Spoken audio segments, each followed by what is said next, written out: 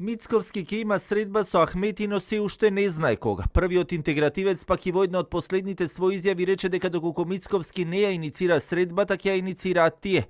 Телевизија 24 денеска побара став од Мала Речица за тоа дали и кога ќе ги превземат овие чекори, но не одговорија. Сепак, иако лидерската со Ахмети не му беше во фокусот на Мицковски на денешниот настан, одговарајќи на новинарски прашања во врска со опозицијските партии, се осврна и на обвинувањата на лидерот на СДСМ Филипче, кој вчера на Националниот совет за евроинтеграции порача дека со актуелната влада, како што рече, имало опасен тренд на ограничување на слободата на говор, но и медиуми контролирани од центри на моќ. Мицковски пак денеска му одговори на Филипче дека најголемиот удар врз медиумите бил во времето кога тој бил дел од различни влади, како што рече и министер, но и советник. Се вратиме назад, да речеме, во времето од 17 до 24 година, само направете колку медиуми, изброите ги колку медиуми се затворени. И ќе го дојдете до одговорот дали оваа влада го задушува говорот или го стимулира, а дали претходната влада во која што беше член Венко Филипче, душа тој беше и советник во владата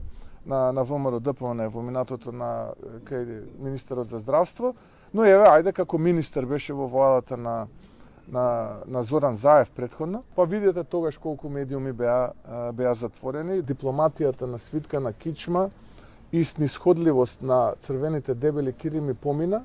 Сега е дипломатија која што носи реални резултати и дипломатија која што се бори и ги чува македонските национални интереси. Сепак, на обвинувањата на опозицијата за неговото патување во Давос, но и прашањата што произлезе од таа посета, Мицковски најави големи проекти, но ниту кажа какви ќе бидат тие, ниту со кого се сретнал таму, освен дека седел на иста маса со големи и моќни сопственици и менаџери на познати европски и светски компании, но се пофали дека неговите говори биле проследени со бурни аплаузи и рече дека достојно ја представил земјата.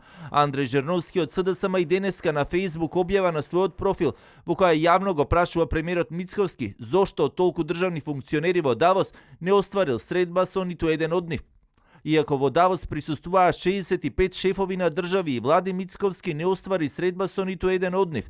Не се истакна ни со предлози, иницијативи од државен интерес, туку по вредноста на часовникот на неговата рака. Символиката е поразителна. Луксус на премиер кој представува држава на дно на Европа по минимална плата, во која 400.000 лица живеат под прагот на сиромаштијата и преживуваат од месец во месец.